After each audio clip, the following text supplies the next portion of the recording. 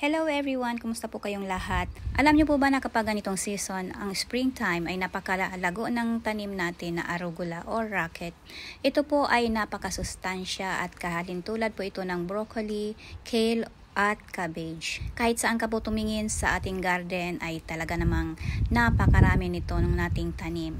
Ang karamihan po dito ay kusa ng tumubo dahil every year meron tayo nito at hinahayaan natin ng iba na mamulaklak. At kapag namulaklak po yan at ang seeds ay nahulog dyan sa ating lupa, pagdating ng winter yan po ay mag-uusbungan. At pagdating ng ganitong time ay talaga namang napakaganda ng kanilang tubo or ng kanilang dahon. At alam nyo rin po ba na napakasarap nitong gawing salad? Napakasarap nitong i-partner sa mga grilled or inihaw at lalong-lalo na po perfect partner siya ng biryani. That's it for today's video. Thank you so much and God bless you all. Bye and see you around.